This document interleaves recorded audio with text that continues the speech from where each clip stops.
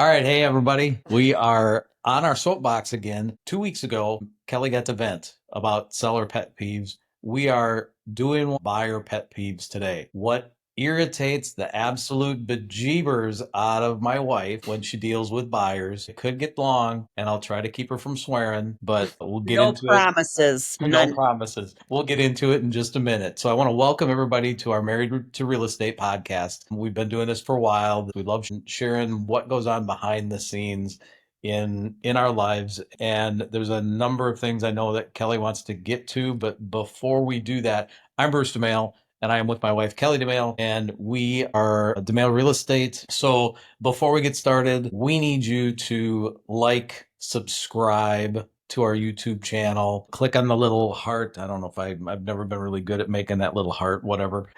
Comment down below because we answer all of the comments and sometimes we use them in our next podcast.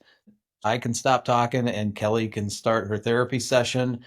Let's figure out what her first buyer pet peeve is. What is it, Kel? Well, I think the biggest one is buyers who want to get out and start looking at houses and without having a pre-approval in place. Nowadays, most agents probably won't even take you out to look at houses if you're not pre-approved. But I want to talk about why we want you to be pre-approved. Number one, we want to make sure that you're financially able to purchase a house. I don't want to waste my time and I don't want to waste your time if we can't get the financing in place for you to purchase. You mean So if I can only afford a $500,000 house and I want to look at a $2 million house, that's not going to work? no, well, that's the second part. First of all, I Okay. need to make sure that you are financeable.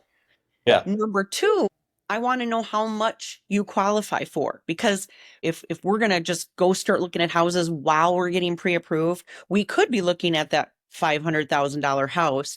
And then all of a sudden we find out that you really only qualify for 400,000 or 350,000. A house at 500,000 is going to look a lot different than one at 400 or 350. And so if we're shopping up here and now all of a sudden we're only approved here, all of those houses now are going to suffer in comparison to everything else you've been looking at up to this point. So let's not set ourselves up for failure from the get-go. Let's get your pre-approval in place, make sure we can take the next step, and then we're going to get you in the right houses that fit what you can afford and what fits your budget. The other side of that is when somebody says, "Oh, I'm approved, let's say for $500,000, but I really do not want to spend more than 400,000. That is my cap." Awesome. Love that. I go in, I set the search up for up to 400,000. This is where the pet peeve kicks in.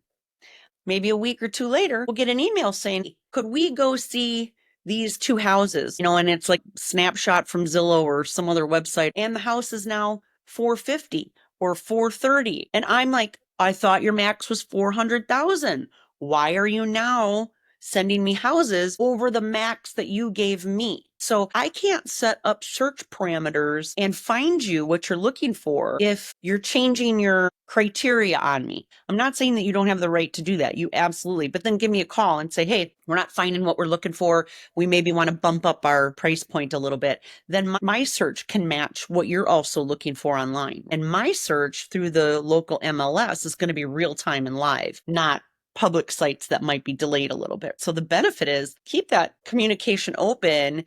And if your search parameters change, especially when it comes to pricing, let me know, because that can really make a difference in what you're seeing and what might appeal to you. Do you ever have any buyers that get approved for like the $500,000 and they want to look at houses that are more than that?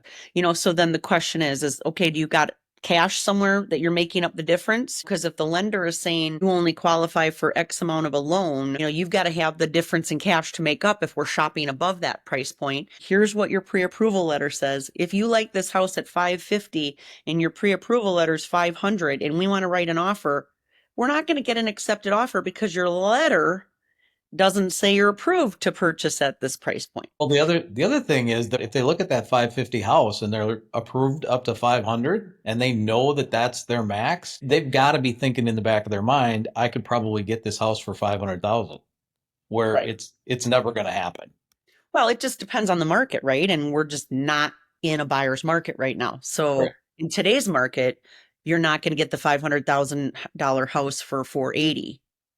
Right. We You used to know, have that. 9 times out of 10, right? Right. We used to have that where you were Mhm. approved for 480 and you'd go look at the $500,000 house because that's just the market we were in. Right. Yeah. But that's not today. No, not today. Okay. What do you got next? The other pet peeve is when buyers want to get out there and start looking at houses, but they don't want to take the time to do what we call a buyer consultation. I don't get it. Buying a home is probably financially going to be the biggest or one of the biggest decisions in your life. So I would think it would be worth 45 minutes of your time to sit down with a real estate professional and just talk about what you want. What's your plan? What are your goals? What are your wants? What are your needs? What's the process? What questions do I have? What information does the professional have that maybe I'm not aware of that's happening in the market that I need to be aware of, right? Do your homework before you go do your home shopping. So if you're a buyer that just wants to get out there, I know that's so exciting. It's so fun, but just do yourself a favor and sit down and just go through a quick consultation with your agent and learn a little bit, prepare a little bit before you start getting out there and really getting into the trenches. And Yeah. we've had a lot of changes too in our industry since last year. And I don't want to go into it too deep. We should probably do a separate podcast on this.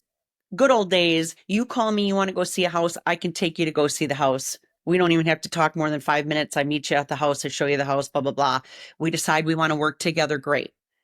That's no longer the case. You want to see a house, we have to be under some type of contract, whether it's a one-time showing contract, or you might hear a touring contract, or a full buyer representation contract. It is in your best interest when you buy a home to have a professional in your corner representing you. I use this example all the time. We're in Minnesota, so I'm going to use the Vikings, even though they're not my football team, but I'm going to use them. The Minnesota Vikings know football way better than the average person. But every Sunday, they're showing up with a coach.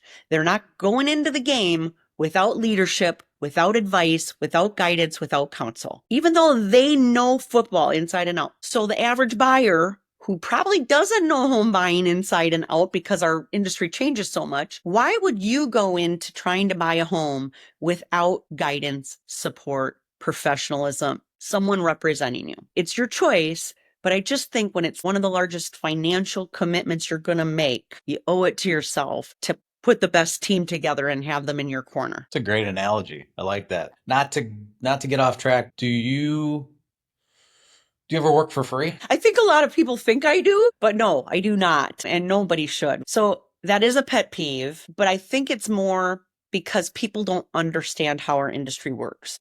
We are 100% commissioned salespeople. So we don't get paid until you buy a home and successfully close. Then we get paid. So we may have to look for houses for a month or 2 months or 3 months, depending on the type of market that we're in. In a seller's market, when homes fly off the market quickly, we might write several offers and not win the bid if it's a multiple offer situation. So it may take time. And we're doing all of this up front in good faith that we're going to find you a house, you're going to close, and then we'll get paid. That's how we work. What people don't understand is if I flipped the switch on them and said, would you go to your employer and work for 3 or 6 months on the hopes that maybe you'll get a paycheck? Nope. You want something in writing, right? You want a commitment from the other person that if I give you my all, if I fulfill the contract, so to speak, I meet what you're looking to do, I find you the house, I get paid. You go into your employer, you do your job and everything they expect of you, you get paid. It makes sense. There should be nothing of a surprise to anybody. It's just how it's structured. Ours is commission based. So when we ask you, we'd love to represent you in this, and we ask you to sign that representation agreement, all that is saying is that we're agreeing to work exclusively with each other. And if I make the commitment and I help you accomplish your goals, that you're making a commitment of loyalty and the fact that I'll get paid at the end. We're going to work together, but we're making a commitment to each other to do the things that we both promised in this teamwork agreement. Okay. So no, I don't work for free. I don't expect anyone to work for free, but that's the reason behind having a contract in place. So you brought up a good point. Driving around looking at 20 homes, it takes you time. So what do you do if somebody just likes to look at homes? Well, sometimes you don't know the shoppers right away, but you figure it out. And there's nothing wrong with wanting to know what's out in the market.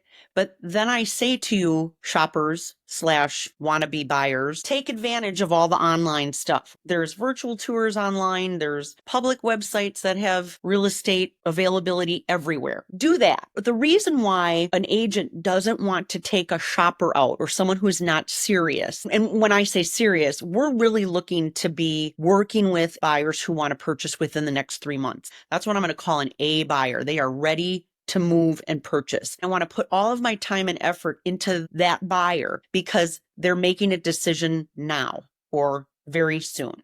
Well, Someone plus who's some of them have to make a decision, and absolutely.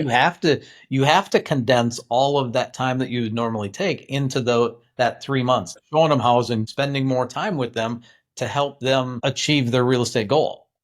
But if you're just shopping because you're thinking about buying maybe next spring, what we'll be looking at if I take you out and show you houses today certainly is not going to be available or should not be available by next year at this time. So we're looking at homes you can't even buy. And sometimes buyers will say, but that's okay. It's just giving me an idea of how far my dollar will go. Well, next year could be a completely different market. So your dollar may not even go that far, or it might go further. So we're really just wasting both of our time and gathering information that is not going to be accurate or applicable when you're really ready to buy. So I'm happy to set you up on a search so you can start seeing the houses that are coming on the market, and you can use the Zillows and the realtor.coms and those websites to really get familiar with it. But we don't want to take just shoppers out to look at houses. I don't want to take time away from my family either on a Saturday or an evening or a Sunday or whatever.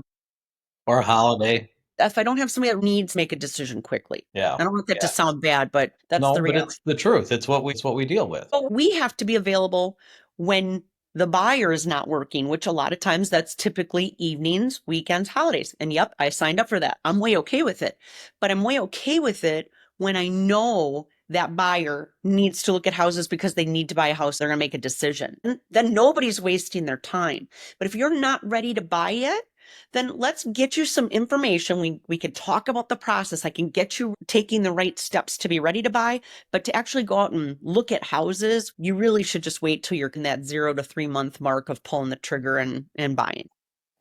That makes sense. So you mentioned like Zillow and Realtor.com a little bit ago. So what if I'm a buyer and I go to those websites and I've been on them and I've read everything? I'm pretty darn educated about the real estate business at this point in time, right? Yep. No.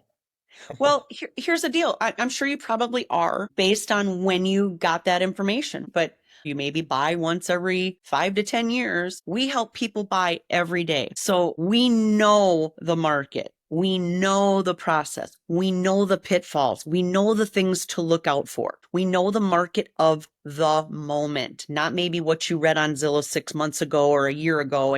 That's changed. This is an industry that changes almost monthly sometimes. And if you're not on top of that, again, another reason why you need someone in your corner that knows what's going on is because there's a lot of legal liability in this business.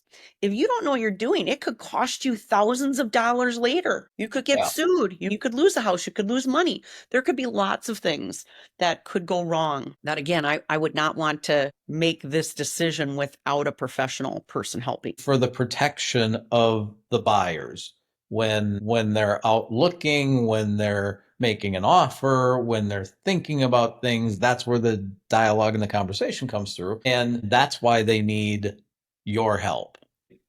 You bring up a really good point, Bruce, because I think that the general public, it's not their job to know everything that's going on in our industry and even just how we work as licensed agents. You can be a licensed real estate agent and not a realtor. Two different things.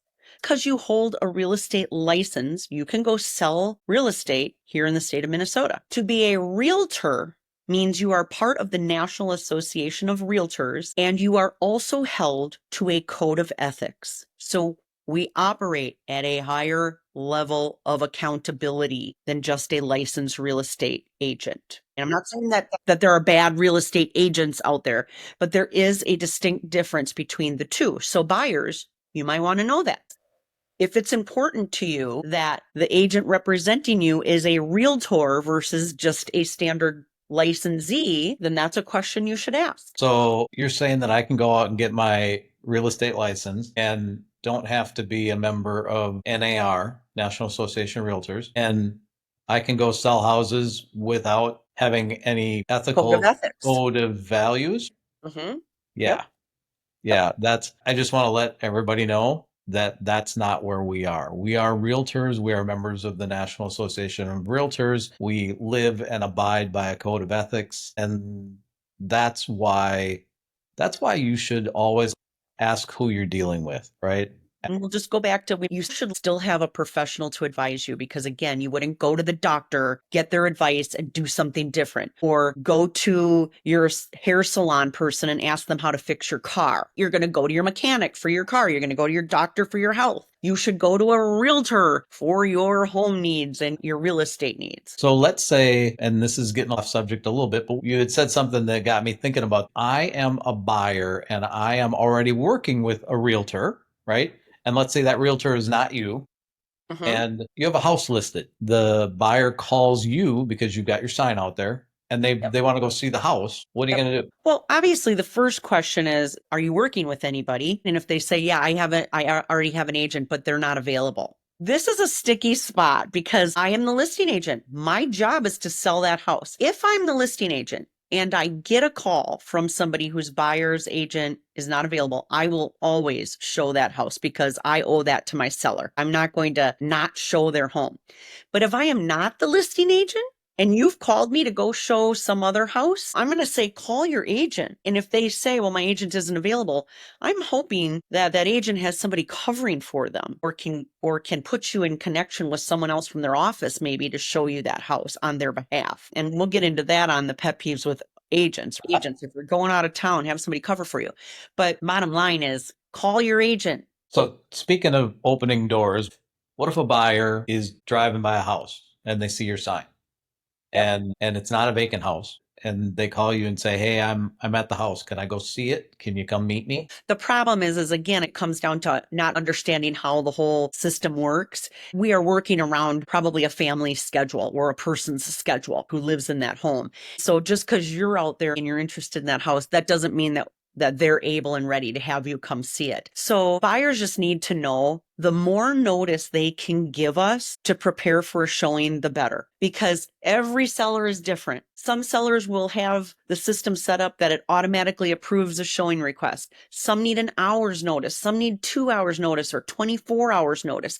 So we just can't always accommodate a last minute showing. I would just say, always call if you're interested in a property, and we'll be able to go into the system and tell you when the soonest is that we could get you in there. Okay, So I perfect. wouldn't say that's a pet peeve. Maybe if you have the expectation of just being able to get in there in 15 minutes, you just have to have more realistic expectations as a buyer. Yeah, yeah. So, getting back to the basics of this pet peeve, what's your next one? So we're talking about showings. Let's talk about when you are a buyer, maybe you're buying your first home and you want to bring the entire family along for a showing. I am the first person to say, absolutely awesome. I love that you're going to get a second set of eyes on this house. The problem is when we have family members or friends that think they know it all or will project their past experiences and situations onto this buyer. So it either freaks them out thinking, oh my gosh, I don't want to buy a house because they had so many bad experiences, or this is a really great house, but dad's picked it apart because he doesn't like it, or he sees something that he would want done differently. So I always encourage the support. And if you want to bring friends, family, whatever, I think having conversations with them and saying, this is what I'm looking for from you when we go out to showings, right? I want your support. I want you to give me your basic opinions, but this is my journey. Absolutely. I want you to speak up if you see something that's going to cost me $30,000 down the road that I didn't see, just because it might be something you wouldn't buy or you don't like, or, it's just not your cup of tea. Don't put the wet blanket on the buyer's hopes and dreams here of buying the house. I'm going to share a personal experience. I was walking through a home with a buyer and her parents were there, and the dad was pointing out things and saying, well, that's wrong. That shouldn't be like that. And he was incorrect. Not everybody is up on code changes, what is now code, why a house that was built 30 years ago doesn't necessarily need to be up to today's codes. So just because you think you know doesn't mean you know. So it's awesome to ask questions like, hey, that doesn't appear right. Is that acceptable? Or is this something we should be concerned about? I am all about education and welcoming questions. But what I don't want you to do is to walk through and derail something that shouldn't be derailed, or you're giving inaccurate information because the last time you bought a home was 30 years ago. So So talk to now, me about the kids because I yeah, know so that let's struck a fast chord. forward. That struck a chord with you.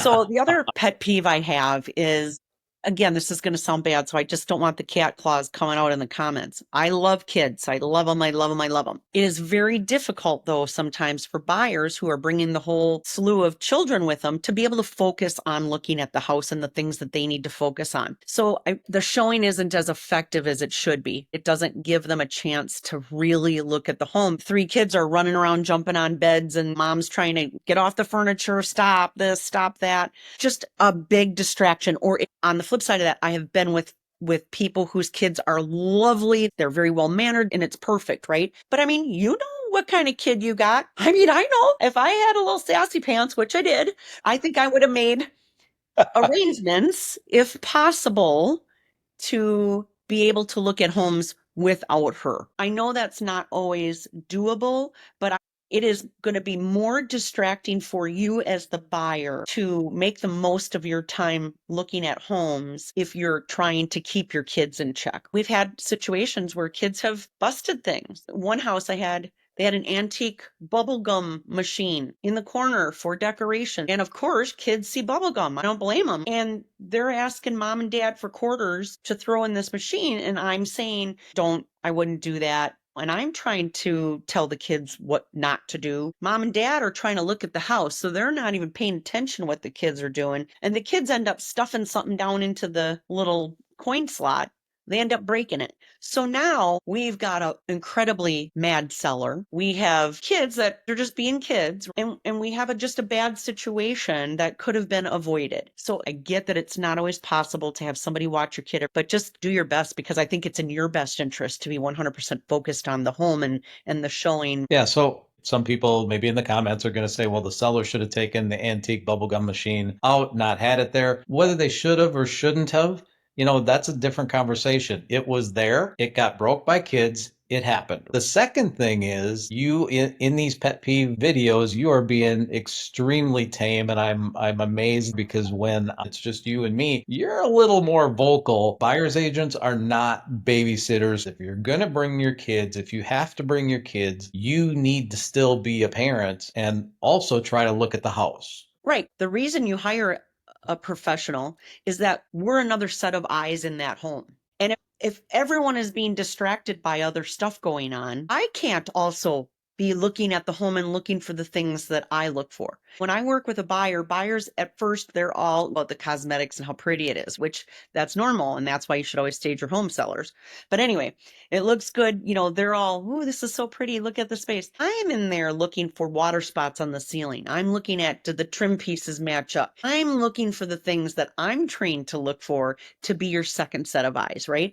And if I'm being distracted because I'm the babysitter, I can't do my job and help you. And We're probably coming across as kid haters, and we are not. we're We're not. just, this situation does not happen all the time. But again, you know who you are We're if this here. applies to you. That's what this is for. It's a 20-year culmination of buyer pet peeves. So Yep, speaking of that, do you have any more? I do. I have a long list. Another one is when buyers want to throw out a lowball offer. And there's a lot that's going to lead up to this point, but we're just going to specifically say, assuming the home is priced right. So I pulled the comparables. So it's not like it's way overpriced and now my buyer wants to lowball to get it to where it should be, right? We're assuming that this house is priced right and they want to just get a better deal because they want to do some changes. They want to add some things. They're not, needs for the house. They're just things that they want to do. Or maybe they just want to get a good deal. Bottom line, first of all, depends on the market we're in. We are definitely not in a lowball market right now and haven't been for the last number of years.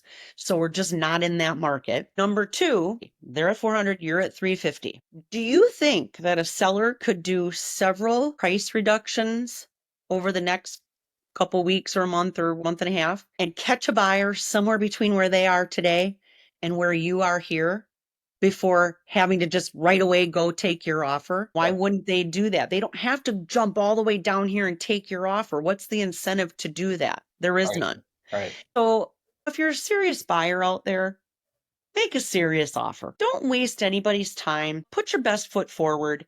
Let the seller know that you're a serious buyer and let's get you a house. But if you're just in the market to write 100 offers and hope you get one seller to bite and you get that good deal, then we're both in for a long haul and I might not be your agent. And So that's where you as a professional comes in, because there are those houses that have issues with them that are priced at the 400, and you can justify a lower offer for the buyer because of the issues.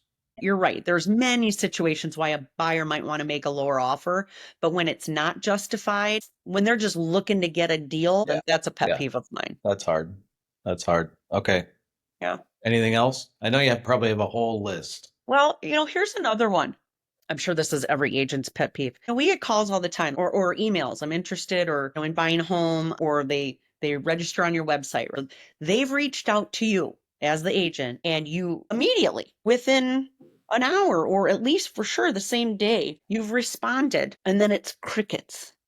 And then you'll follow up the next day. Hey, again, just saw that you had logged into our website. How can we help you? Nothing. If you don't want to move forward with me, or you're going in a different direction, or you decided not to buy a house, just respond and say, I'm no longer interested, or just respond. Don't ghost the agent. We are here to help. We are not here to inundate you with phone calls and texts and bother the crap out of you. We're here to help. And you reached out to us. So if we respond in a timely manner, at least just respond back to us. Right. Well, so there's one clarification I want to make, and I would even go to the extent, because this happens to us all the time, even if we respond within 5 minutes. I understand if we're looking for leads and somebody's coming in and the lead is contacting 5 different agents, it's really whoever responds quickest. But if we respond right away within minutes, this still happens. If I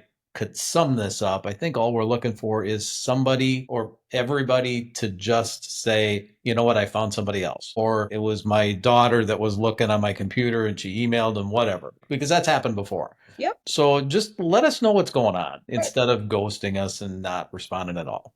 Right. And that's whether you're reaching out for the first time or we've talked a couple times. If something's changed, just update me. Crickets. So, Yep. I know. I know. Okay. What else you got? How about buyers that have the perfect house syndrome, right? What do you So mean? maybe unrealistic expectations of what they can buy. Part of my consultation when I meet with a buyer is I want to know, if we're going to buy a house, what are the top 5 things it has to have? So I go, when we go into each house, I'm looking for those 5 things, right? And if we go into a house and it's got the 5 things and there's no other issues with this house, but all of a sudden it's like, nah, I don't really like that one. Well, why not? Right? That's just part of the process. Sometimes every house is not the house. You're looking for a perfect house. And I'm here to tell you there is no perfect house. You can build your house and it's not the perfect house, because the minute you move in, you think, we should have done that differently, or I wish I would have added that in, right? Or that room should have been a little bit bigger. Right. So there is no perfect house. So be open to the fact that if it checks the majority of your boxes, or, 90% of it, this is pretty much the perfect house then, because nothing's going to be 100%. Or buyers just really get hung up on the cosmetic stuff. If the house fits, it's in the right location, this is a great house, but they can't stand the wallpaper, or they can't stand the room that was painted red. This is easy to fix. It's not that big of a deal. Just don't pass on a house over something so simple that we could either try to negotiate a fix for, or you could do yourself for a small amount afterwards. Right. So Yeah. Okay. Should we wrap this up? I'm vented. enough for today. Your therapy session is over. We don't want these podcasts to come across as we hate our jobs. It's obviously for entertainment purposes, but it really is also educational. We're trying to convey to you things that we see, things that can hinder the process. And if a few of these things resonate with you and you can make some changes or do things a little bit differently, it's just going to improve the whole process. And we're going to get to your end goal probably smoother and faster. Yeah. Yeah, exactly. And like I said before, you're very tame on this video. It didn't sound anything like you coming home after a day inventing to me. There, So there was no F-bomb dropped. there wasn't. You did a very good job. Very good Thank you. job. But you know, some of the stuff is going to make some buyers cringe, and it's they just need to know that this is reality because we've lived it for 20 years, Right. and everything we're telling everybody has happened multiple times, and it is part of our job. If we took buyers and put them in front of the screen like this and they were open and honest about their jobs, they would do the exact same thing about whatever they do. So that's all we're doing. The cool thing is that in 2 weeks, you guys are going to not only see us peel back the curtain, but we are going to rip the curtain down, get way behind the stage, and we are going to talk about our pet peeves with other real estate agents. And This one, the gloves are on. I yeah, feel like I might get hate mail after that next one, but whatever. and names will be changed to protect the guilty and the innocent, right? It's going to be a lot of fun. But right now, I'm sure we stirred some emotion. I'm sure we've gotten maybe the hair up on some people's necks. And I'm sure that we've hopefully made you laugh a little bit. Right? Like that couldn't happen. So if you would do us a favor, we would love to have you comment down below. We respond to all the comments and we will ask you to be nice. So like us, heart us, do all the fun stuff, Subscribe. showing your love. Yep. I think that's a wrap for us. Yep. We'll see you in 2 weeks. All right. Bye, See guys. ya.